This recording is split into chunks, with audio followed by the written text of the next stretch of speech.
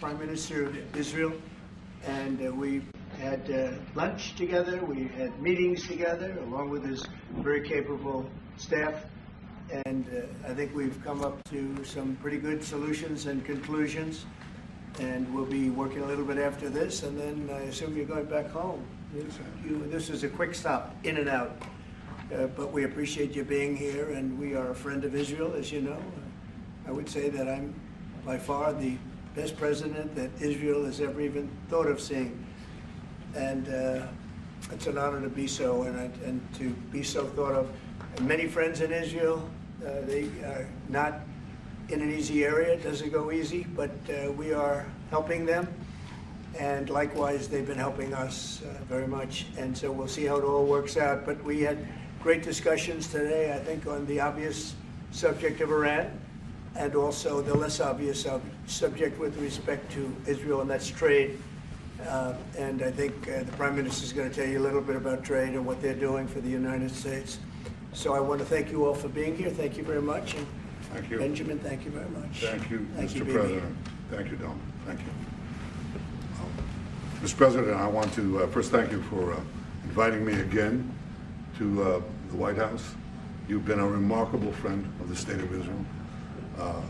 You stand by us. You're standing with us. You are a great, great champion of our alliance.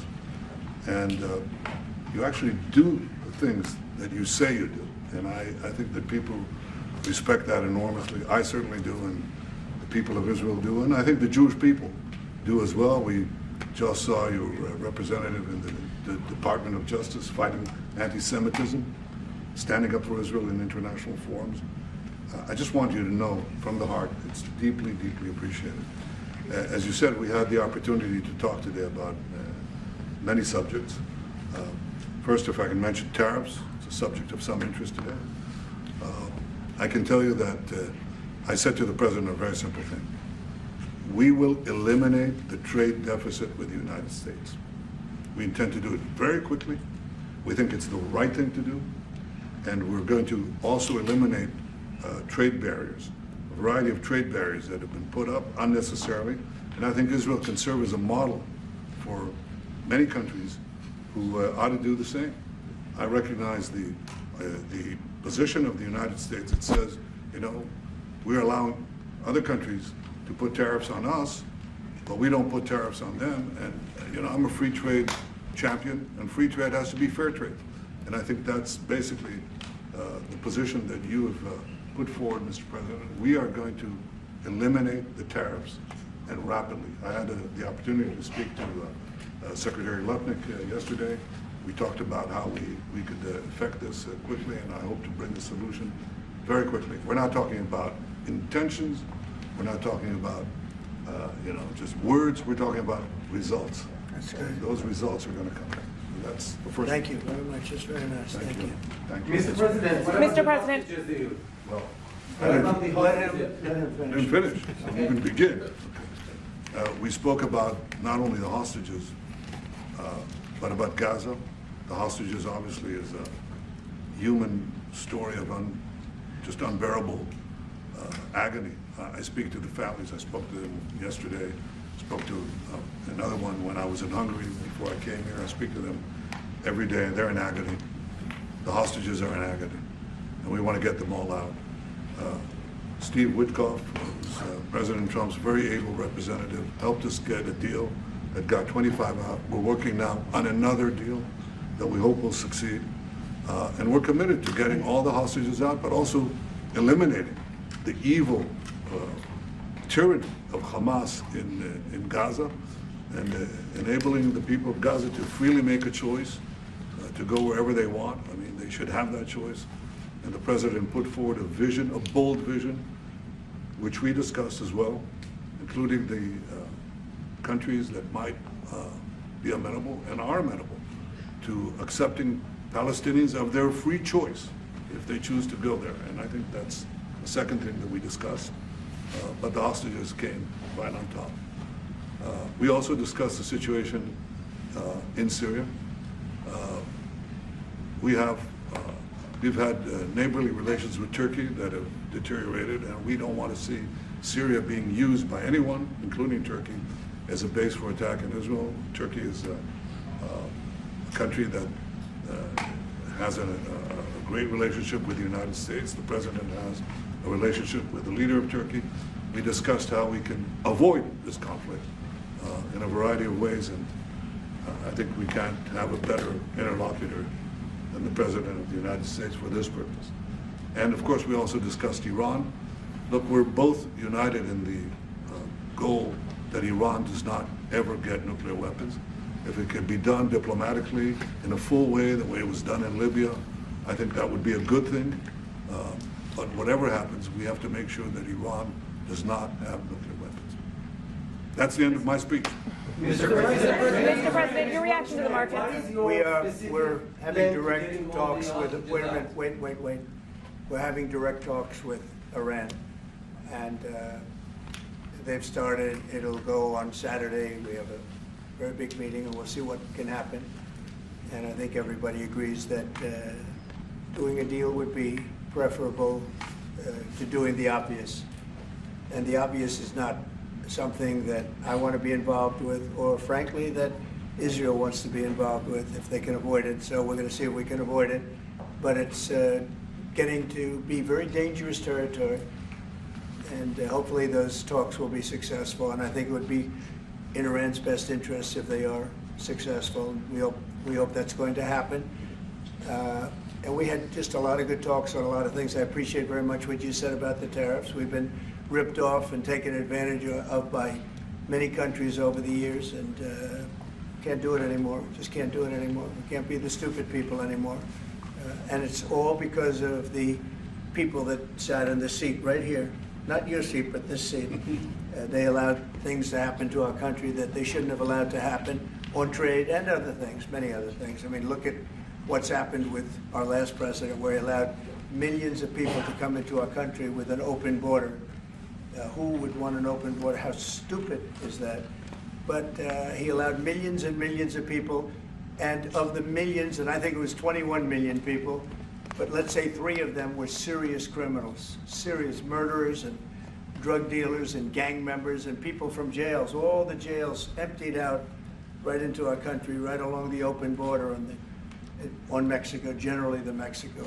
But they came in from Canada too, by the way, a lot. But generally speaking, on the southern border. And what a shame it is that we are now working very hard to get them out, get the criminals out, get the murderers out, the drug dealers, the mentally insane, get them out. They dropped the mentally insane in our country too. And this was all done by the Biden administration. It's a disgrace that we have to work so hard. And then we have judges that try and protect these people, but they didn't protect us when the people were being let in.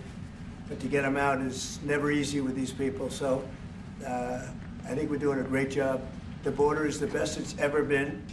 It's even as strong as it was. I had a great, solid border. I think it might even be tougher right now and stronger. So people are coming into our country, but they're coming in legally. We have a legal process, and we have that moving along properly, because we need people to come into our country, but we want people that can love our country and cherish our country. So that's where we are. And with that, any questions? Mr. President, your reaction to the markets today, and would you be open to a pause in tariffs to allow for negotiations?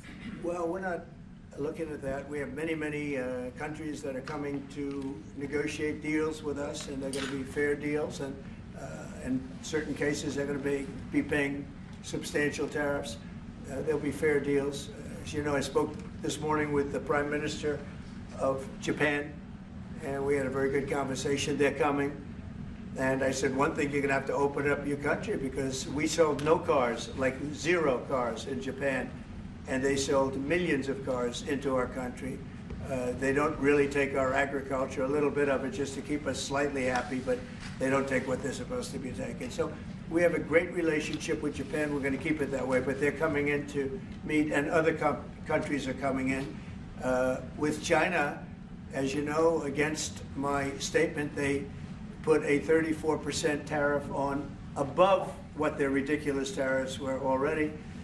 And I said, if that tariff isn't removed by tomorrow at 12 o'clock, we're putting a 50% tariff on above the tariffs that we put on. So they've gone for years. They've become a rich country because of people, again, that were in the White House that allowed this to happen. Hundreds of billions of dollars a year they'd make on us on trade, and it shouldn't be that way. And I have a great relationship with President Xi. I hope it's going to stay that way. I have great respect for China, but they can't do this. We're going to have one shot at this, and no other president's going to do this, what I'm doing. And I'll tell you what, it's an honor to do it, because we have been just destroyed, what they've done to our system. You know, we have $36 trillion of debt for a reason. And the reason is that people allowed it to get that way. So we'll be talking to China. We'll be talking to a lot of different countries. And I think, you know, if we can make a really fair deal and a good deal for the United States, not a good deal for others. This is America first. That's now America first. And we didn't put America first. We put America last. The people that were in the Oval Office put America last, and we're not going to stand for it. But Mr. President, you've said, Mr. President, who's going to represent the U.S. in the talks with Iran? Two questions. Do you expect any of these deals to be made before April 9th? And secondly, there have been some mixed messages from your administration. You're talking about negotiations, and yet others in your administration are saying that these tariffs are actually permanent. What is the what's actually going on? They can both be true.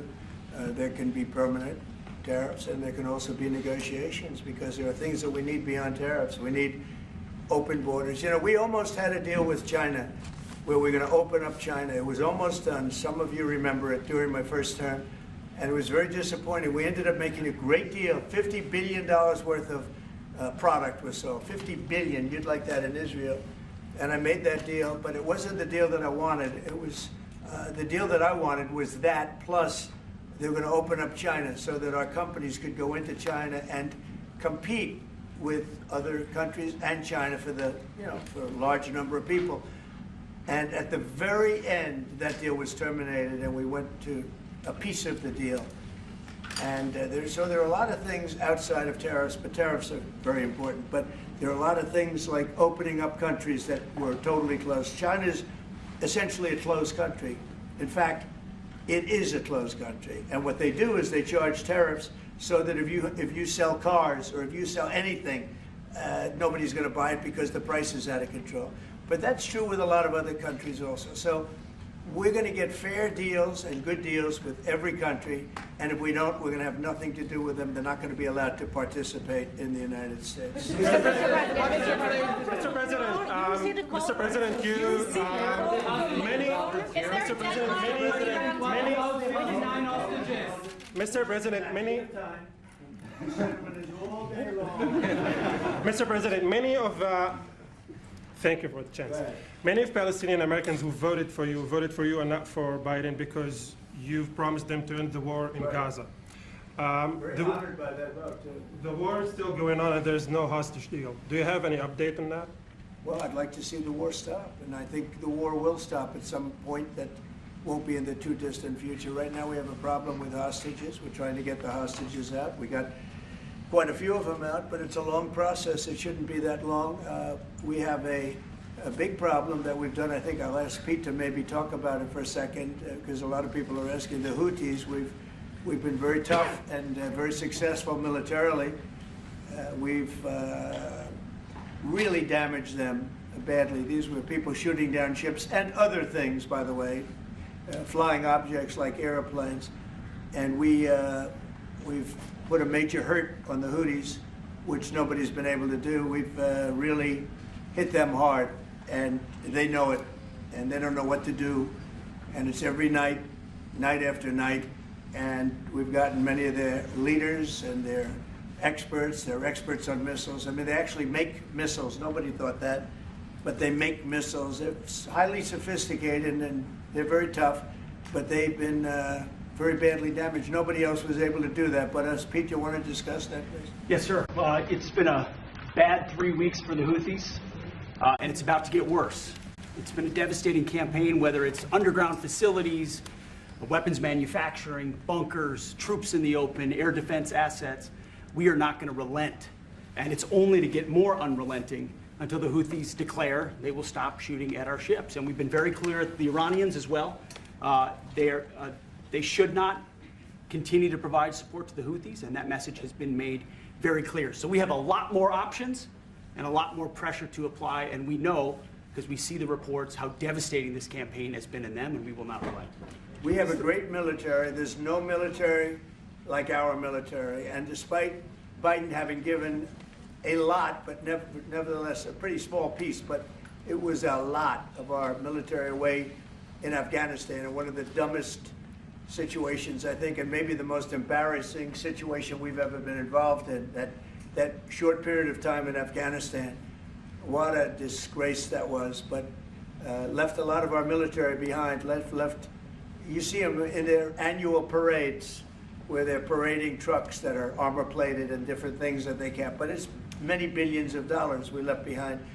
But despite that, we have a tremendous military. That was a very small portion, because we rebuilt the military during my first term, and we have great things happening with our military. We also essentially approved a budget, which is in the facility, you'll like to hear this, of $1 trillion, $1 trillion, and nobody's seen anything like it. We have to build our military, and we're very cost conscious, but the military is something that we have to build, and we have to be strong, because you got a lot of bad forces out there now. So we're going to be approving a budget, and I'm proud to say, actually, the biggest one we've ever done for the military. We're cutting other things that were under Doge, but under a lot of other. When you look at a woman getting $2 billion for environmental, and it had nothing to do with environmental, and they had $100 in the bank, and they give her $2 billion. Many of those cases, all that stuff is going to be cut out. But we are getting a very powerful military. We have things under order now, the likes of which we've never had before. We've never had the kind of aircraft, the kind of missiles, anything that we have ordered. And it's in many ways too bad that we have to do it, because hopefully we're not going to have to use it. But the military is very powerful, and it's going to remain that way. How do you Mr. President, you said, Mr. President. Yes, please. Thank you, Mr. President. I want to ask you about Iran, because this is the first time we hear that the U.S. is having a direct contact with the Iranians. Is it possible to give us some more information at what level the U.S. is represented? High level, very high level. Yeah. And we're dealing with the Iranians. We have a very big meeting on Saturday, and we're dealing with them directly. You know, a lot of people say, oh, maybe you're going through surrogates, or you're not dealing directly, you're dealing through other countries. No, we're dealing with them directly, and maybe a deal's going to be made. That'll be great. It'll be really great for Iran, I can tell you that. But hopefully, we're not going to have to get into that. We are meeting very importantly on Saturday at almost the highest level. And we'll see how it works out. Please. How do you ensure, Mr. President, that these tariffs don't drive U.S. trading partners into the hands of the Chinese? That they I'm not worried about it. I'm not worried about it. If they want to be in the hands of the U.S., they don't want to be in the hands of the Chinese. And, the Chinese have turned out to be really not very good at that. People that are with us, they're with us. But we cannot be taken advantage of any longer. I used to watch these deals for years. I've been talking about it for years. You know, I've been talking about it for 35 years, how our country is being ripped off. I mean, 30 years ago it was Japan, then it was something else, then it was another group, then it was China. China's doing the best job of it, frankly. And it's just not going to happen, not going to happen.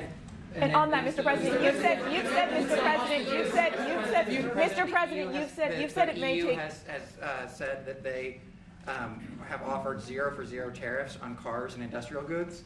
Is that not enough? Well, the EU, no, it's not. The EU has been very tough over the years.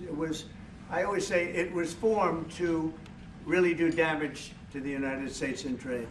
That's the reason it was formed. It was formed with all of the countries from Europe, I guess most of them, not all of them, but most of them. And they formed together to create a little bit of a monopoly situation, to create a unified force against the United States for trade. So they have NATO, which is largely the same countries, and they took advantage of us dollar-wise and militarily until I got there. You know, I was able to get $600 billion from NATO, where they paid NATO because most of these nations weren't even paying. We were paying for NATO, so we're paying them to guard them militarily, and they're screwing us on trade. So that's not a good combination. So now it's really turned around. It's the opposite, and the European Union's been very bad to us. They don't take our cars, like Japan in that sense. They don't take our agricultural product. They don't take anything practically. And yet they send millions of cars in a year, Mercedes-Benz, Volkswagen, BMWs. They're sending millions and millions of cars into the U.S., but we don't have a car that's been sold to the European Union or other places, but let's go for the European Union. And it's not going to be that way. It's got to be fair, reciprocal. It's got to be fair. It's not fair.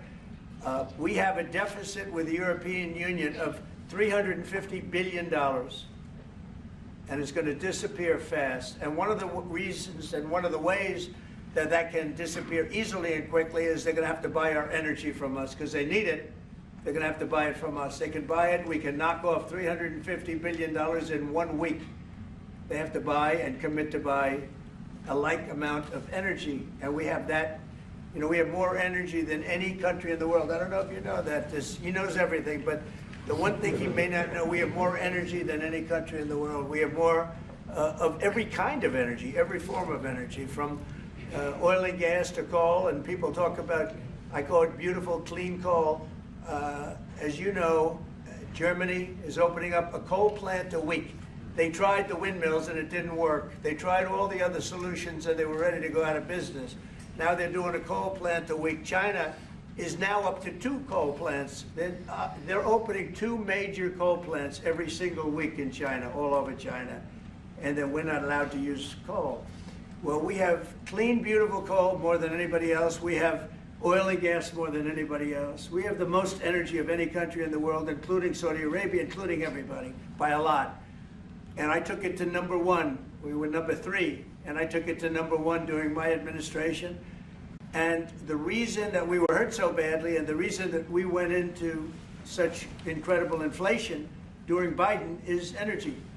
It was also their bad spending, but energy, because they played around with this incredible thing that we had built, this administration had built, and the energy costs went through the roof. And when that went up, everything else followed. Now, if you look at what's happening, you're going to see this today. I said we're going to try and get groceries down, right? An old-fashioned term, but a beautiful term. Eggs. So when I got in, the press went absolutely crazy the first week. They said, eggs have quadrupled in price. I said, I just got here. Tell me about it. And Brooke Rollins and our team did a great job, and eggs are down now 79%, and they're all over the place. And this was a problem that somebody else would have taken a long time to cure. We have energy is down. We have interest rates are down. We have groceries, meaning food is down. We have everything is down at levels that nobody ever thought possible. Energy looks like it's going to be in the $2.50 a gallon range and maybe below that for a car, so for gasoline. So we're really doing amazing. I mean, we're cutting prices because prices got so high people couldn't live. I mean, the prices for groceries, the prices for standard groceries, standard things were going through the roof. They couldn't live, and now those prices are coming down. So call them groceries, but that's down, energy's down, and interest rates are down. Everything's down. And the interest rates, the beauty there is when we refinance debt, you know, debt's become such a big factor in this country. We're going to start paying debt off with tariffs and other things. But it's such a big factor because the interest rate's so high. Well, now that's coming way down. So our budget's going to look a lot better because interest costs are way down. And I guess I've done that. Mr. President, you've said...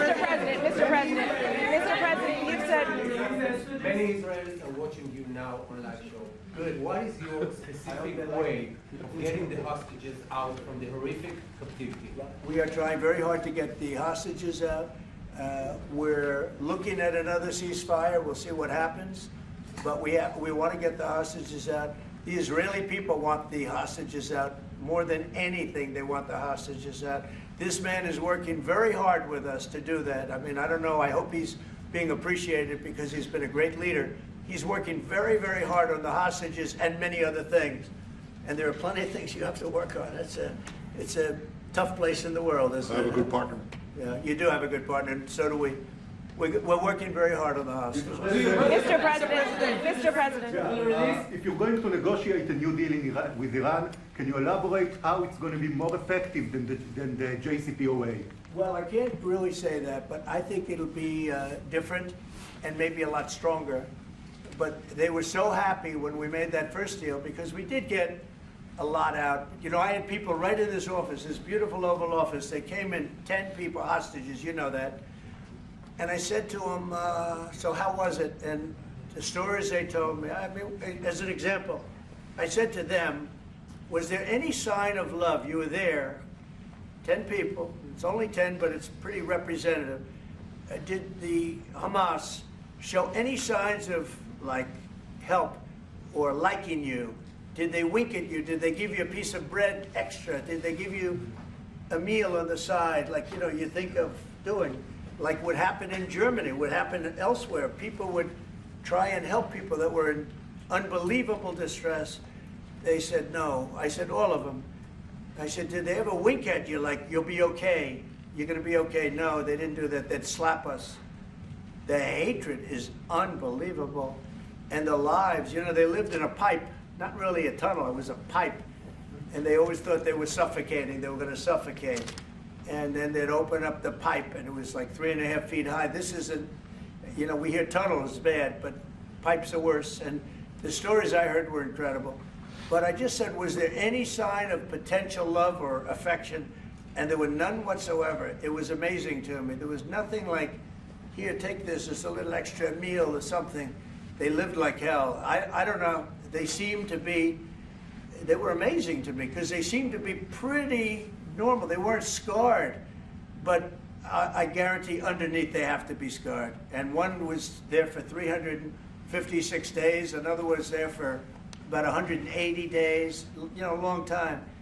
These are people that have been really, really horribly treated. I've never seen anything like it, actually. I was very surprised to hear the answer. Thank you, Mr. President. Are there 2 or 3 countries that are on your list that you feel are farther along in getting their tariffs lowered?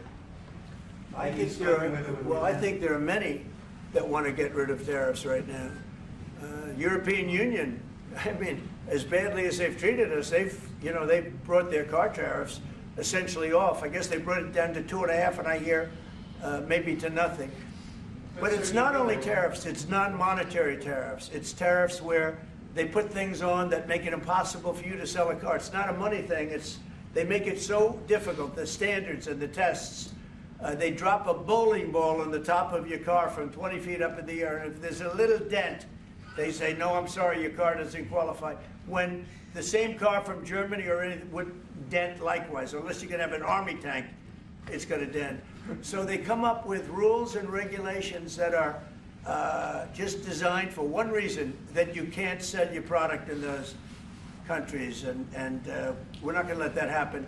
Those are called non-monetary barriers. They make barriers that are so tough that it's impossible to qualify. So tariffs are a big part of it, but there's another big part of it, and that's barriers. They also do something else. They manipulate their currency, and they drive it down. They want to have low currencies. You know, it sounds better to have a high currency, a strong dollar or whatever, but they bring their currency down, and when it competes with our currency, it's very hard to sell a tractor.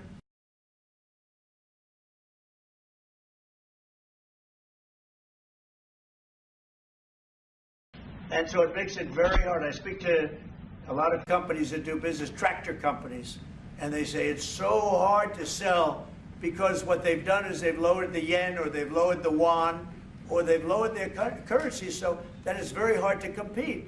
We don't want that either. So we have a lot of things that we're talking about, but we're going to fix it properly, and it's going to be fair to everybody. And in the end, I think we're going to have a world that does a lot better, but they have to respect the United States. And Mr. President, nobody but me would do this. Nobody but me would do this. It would be nice to serve a nice, easy term, but we have an opportunity to change the fabric of our country. We have an opportunity to reset the table on trade. We lose billions of dollars. We lose close to $2 trillion a year on trade. We lose $1 trillion a year to China. $1 trillion. We lose hundreds of billions of dollars a year on trade to China. We lose hundreds of billions of dollars overall, probably close to $2 trillion. Why would we do that? Number one, why would we do that? And then you have to say, is it sustainable? Then you hear about all of the people that say, well, deficits. If we have a deficit with the country, or if the country has a big surplus with us, like China has a massive surplus, that they take and they spend on their military. Well, we don't want that. I don't want them to take $500, $600 billion a year and spend it on their military. I don't want them spending money on their military. And I shouldn't have to spend money. We shouldn't have to spend it either. Because, hopefully, and I said this to President Xi, hopefully it's money that we're never going to use. In other words, because we're not going to use those incredible weapons that we have and that they have. We don't want that. So it's going to be very interesting. It's the only chance our country will have to reset the table. Because no other president would be willing to do what I'm doing or to even go through it. Now, I don't mind going through it because I see a beautiful picture at the end. But we are making tremendous progress with a lot of countries, and the countries that really took advantage of us are now saying, please negotiate. You know why? Because they're getting beaten badly because of what's happening. They're getting beaten badly. They're being devalued as countries. But it's the only chance we're going to have to reset the table on trade. And when we do, we're going to come out unbelievably well. We're going to have a strong country economically again. And we're going to have those factories that are empty all over the United States.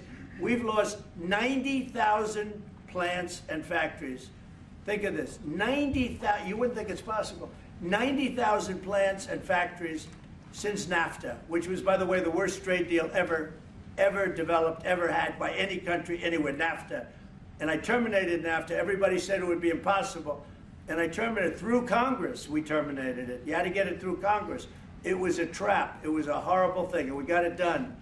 And we went to the USMCA, which was much better. The problem is they cheat. They cheat like crazy. Canada cheats, Mexico cheats, just one of those things. But we're setting a table, and we're going to have great trade, and we're going to have a very strong country. Our country is going to be at a level that has maybe never been, or maybe, our country was the strongest, believe it or not, from 1870 to 1913. You know why? It was all tariff-based. We had no income tax. Then in 1913, some genius came up with the idea of let's charge the people of our country, not foreign countries that are ripping off our country.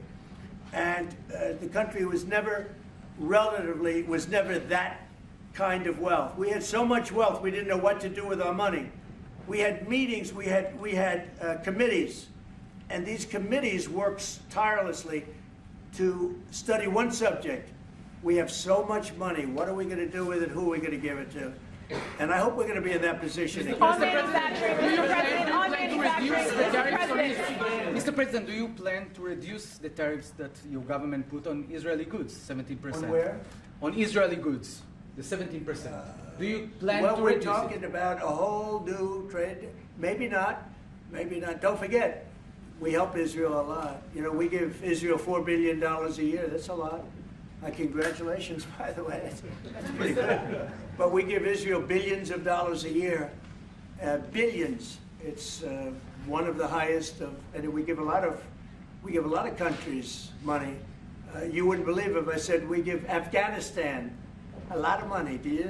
Because that was a Biden deal, another Biden deal. Not only did he embarrass us with that, but they give them billions of dollars, Afghanistan, right? So, but no, we take good care of our friends and we don't take care of our enemies. We're not taking care of our enemies anymore, but we do take care of our friends. On manufacturing, Mr. President. From the Times of Israel, the IDF is fighting again in the Gaza Strip. I myself might be called up in a month. Do you think that's the way to pressure Hamas to get to a deal? And do you think blocking humanitarian aid is also an effective pressure tactic? Well, you know how I feel about the Gaza Strip. I think it's an incredible piece of important real estate, and I think it's something that we would be involved in, but you know, having a peace force like the United States there, controlling and owning the Gaza Strip would be a good thing. Because right now, all it is for years and years, all I hear about is killing and Hamas and problems. And if you take the people, the Palestinians, and move them around to different countries, and you have plenty of countries that will do that, and you really have a freedom zone. You call it the freedom zone, a free zone, a zone where people aren't going to be killed every day. That's a hell of a place. It's a, you know what I call it, a great location that nobody wants to live in, because they really don't. And when they have good living, real living, where Hamas and all of the problems they have, the level of death on the Gaza Strip is just incredible. And I've said it. I don't understand why Israel ever gave it up. Israel owned it. It wasn't this man, so I can say it. He wouldn't have given it up. I know him very well. There's no way. They took oceanfront property and they gave it to people for peace. How did that work out? Not good. Is the immigration, Mr. President. Mr. President, is the immigration plan still on the agenda? Which immigration? The Trump plan. The Trump. No, All it is a concept that I had that I think is good, and now people are copying it. You know, maybe you want to tell. People are talking about the Trump plan. Gee, why don't we do that? Would you like to answer that question? I think what the president talked about is, first of all, to give people a choice. You know, Gazans were closed in, and every other place, including in arenas of battle. I mean, whether it's Ukraine or Syria or any other place, people could leave. Gaza was the only place where they locked them in. We didn't lock them in. They're locked in. And what is wrong with giving people a choice? Now, we've been talking, including over lunch, about some countries, I won't go into them right now, that are saying, you know, if Gazans want to leave, we want to take them in. And I think this is the right thing to do. If you give, you know, it's going to take years to rebuild Gaza. In the meantime, people can have an option. The president has a vision. Countries are responding to that vision. We're working on it. I hope we'll have good news for you. Mr. President, on manufacturing, Mr. President. Excuse me, people really do love that vision. It's a long-term vision, but so importantly is to have that be a safe field, because you're right smack in the middle of the Middle East. You're right along Israel. It should have never, ever been given away. It shouldn't have been given away by Israel. I don't know why they did it. I mean, I do know why, because they were promised peace, but that didn't work out too well, because it's one of the most dangerous pieces of land anywhere in the world. Gaza is one of the most dangerous places in the world. So they gave it away for a good intention, and it didn't work out that way. And a lot of people like my concept, but you know, there are other concepts that I like too. And there's some concepts I don't like. You know what I don't like? The way it is now. Because right now it's a dangerous death trap, Gaza. Yeah. Mr. President. Thank you, sir. Can you talk a little bit about your potential meeting with Vladimir Putin? Do you still plan to meet with him? Could that happen in Saudi Arabia? And maybe you could elaborate as well a little bit on not providing tariffs on Russia, sir. So the reason we're not talking about tariffs with Russia is because we're not doing business essentially with Russia, because they're in a war. And I'm not happy about what's going on with the bombing, because they're bombing like crazy right now. They're bombing. I don't know what's happening there. That's not a good situation. So we're meeting with Russia. We're meeting with Ukraine. And we're getting sort of close. But I'm not happy with all the bombing that's going on the last week or so. Horrible. It's a horrible thing. It's a horrible thing. Mr. President, Can countries negotiate to get below 10%? In terms of In terms tariffs? of tariffs, yes. Look, we've been ripped off and taken advantage of for 40, 50, 60 years. And the reason we got ripped off and the way they did it was tariffs. They would charge tariffs, massive numbers of dollars. And when you look at China, when I took over, it was at $507 billion they were making. I call it making. A lot of people say, oh, it doesn't mean anything. Having a surplus means a lot, in my opinion. It's almost like a profit or loss statement. And when I took over, it was $507 billion that China was, this is originally, first term. And we were very, very tough on them because they were taking that money and they were building a military with it. Then when Biden came in, he let him get away with murder. He had no idea. I'll tell you what, that man had no idea what was happening, whether it was the border or China or anything else. He had no idea what was going on. And they went wild. China went wild. And the money they make is ridiculous, okay? It's just not going to happen. And hopefully we'll get along with China. If we do, that's great. And if we don't, that's okay too. But we can't let that continue because that's an abuse. They abused the poor people that sat in this seat. That poor Biden, he was abused by them. They took advantage of him. And I'm surprised, you know, they have smart people. They were radical left lunatics, but they're smart. I'm surprised they'd allow that to take, you know, to happen. But we are going to bring great trade, and we're going to be fair to other countries. And I will say this, virtually every country wants to negotiate. If I didn't do what I did over the last couple of weeks, you wouldn't have anybody wants to negotiate. We would have gone to these countries, you want to talk? And they were, well, we don't want to talk. Now they're coming to us. They're offering things like even Bibi, and this is unrelated because it's a different kind of a relationship, but he started off our conversation today that he's cutting all of the tariffs, he's cutting everything, he's going to get down to a free base, he's going to do things that, in all fairness, other countries, if they said that, would have never even thought about doing it. Now they're offering things to us that we would have never even thought of asking them for because they're experiencing a lot of hurt. And the hurt is that they've taken advantage of us and we finally fought back. Tariffs will make this country very rich. We're rich anyway, but we're rich in a certain way. We have $36 trillion in debt. I want to get rid of it. And we can do it quickly with proper deals. So when countries don't allow us to sell our product, but we allow them to sell their product, when they charge us massive amounts of money for the privilege of going into their country, those days are over. Okay. Mr. President, one more on manufacturing. Mr. President, on manufacturing, Mr. President. Me? Sure. Me? Yeah. Thank you, Mr. President. On Iran, two questions, please. First, if you can give us more details about where the meeting on Saturday is going to take place. I can't tell you that. I can just tell you there's a major meeting going on between us and Iran, and that'll take place on Saturday, and it's at top level. And the second question about this. A lot of people think that those talks are not going to lead anywhere because the Iranians will never give up their nuclear program. If diplomacy fails,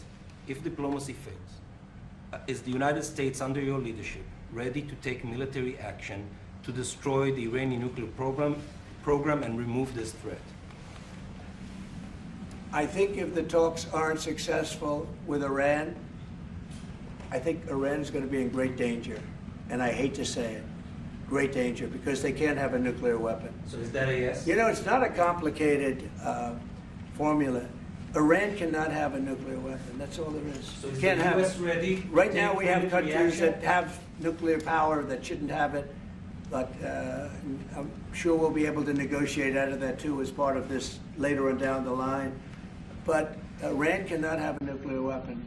And if the talks aren't successful, I actually think it'll be a very bad day for Iran if that's the case. Yeah. Mr. President, Mr. President, on manufacturing, Mr. President. Mr. President, was October 7th the death blow of the two-state solution, and would you consider classifying the Palestinian Authority as a terrorist organization for its continued paper-slave terror financing payments? So October 7th was a horrible day that some people, they deny it. Now, I can't believe they deny it from the standpoint of it. They do it because they think it's good politically. But October, I've seen the tapes, I've seen things that you don't want to see. October 7th was a horrible day, and it will go down as one of the really bad days in the history of the world. It was a horrible, horrible thing that happened. And They grab some of these people. I'll give you an example. When I was with the 10 hostages a few weeks ago, I said, so how many are there? 59. I said, oh, so 59, so we can get 59. They sort of knew the territory pretty good. And I said, how are they doing? They said, well, only 24 are living, the rest are dead. And these are young people largely. Young people don't die. You know, young people have an amazing ability to live. They can live through horrible things, but these are young people. And when they said that 24 are living and the rest are dead. And you know, I've had parents come up, Israeli parents largely. We have some Americans, and I guess we have one left, Alex. We have the one left. But I've had Israeli parents come up to me at events and say, my son is there. I said, well, how's he doing? Well, he's dead. But would you do me the biggest favor ever? Could you bring his body back home? They talked about a young dead boy and a young dead girl like they were living. And that could have something to do with religion. That could have something to do with, I guess maybe any parent would be, but I was surprised. They said, sir, my son is dead. It is just as important to bring that body back home. I asked that question as if he were alive. So you have a lot of them dead, and we'll be able to bring them back. But it's a horrible thing that's happened. These are young, largely young people. Some old ones too, frankly. And those people have lived in hell. When they came off, the second group that came out, they looked like they just got out of a concentration camp. They looked exactly like the pictures that I'd see from the 1940s, the concentration camps. And then they got a little bit better, you know, but that second group, those people came out and I said, this is unbelievable. We're going back into a chapter in history that is one of the worst ever. It's really very bad. Okay. Mr. President, Mr. President, thank you. You've said it could take 2 years to get American manufacturing fully up to speed in response to these tariffs. What happens in the meantime? Should Americans be prepared potentially for years of uncertainty and disruption? We have now $7 trillion. Think of this, $7 trillion of commitments from companies wanting to go in, from Apple to many, many companies. But that takes time. Many from Taiwan. What? That takes time to fully manufacture products here in the U.S. Are you telling me? Yeah, it takes time. You know, you got to build a thing called a factory.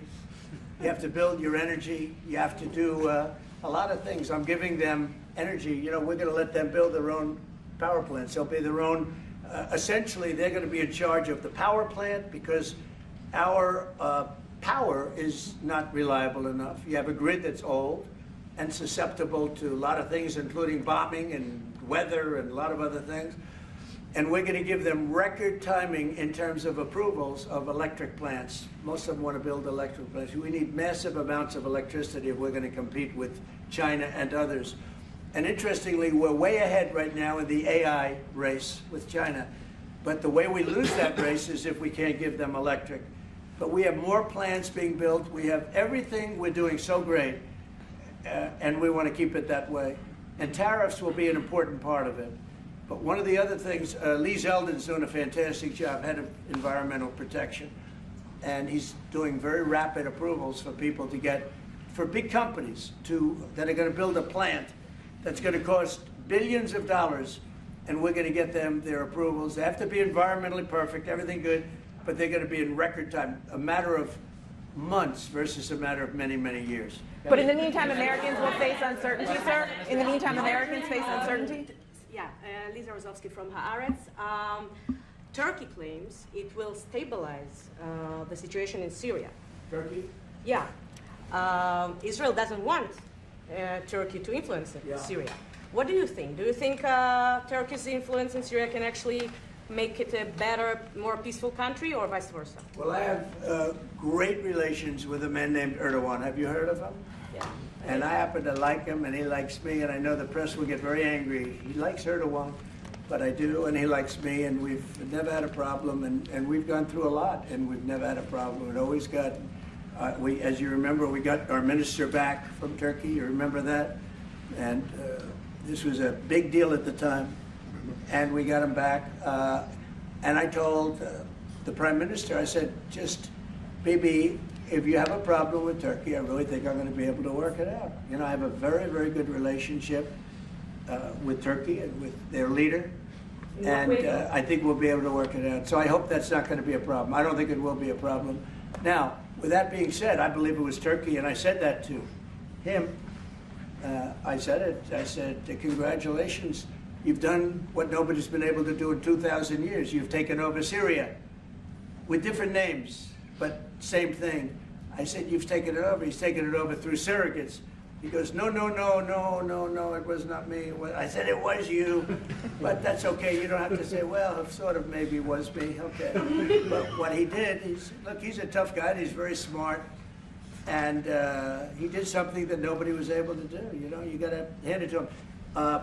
Any problem that you have with Turkey, I think I can solve. I mean, as long as you're reasonable. You have to be reasonable. We have to be reasonable. Thank you very much, everyone. Thank you, Mr. President. Is there a deadline for reaching Iran? Thank you, press. Thank you, press. Head out. Thank you, press. Head out, press. Thank you. Thank you. Head out. Thank you. Head out still. Through the far door. Straight before we came in. Thank you, press. Thanks, guys. Come on out. Thank you, Caroline. Thank you, Brian. No questions today, Brian. Trying to get a question. Have a good day. Thanks, guys. Keep going. Keep going. Thank you. Good question. Thank you. Thanks, guys.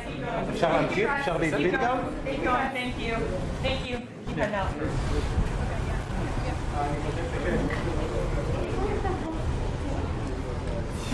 Thanks, guys. Thank you. Keep going. Keep going. Head out. Thank you. Thanks, guys.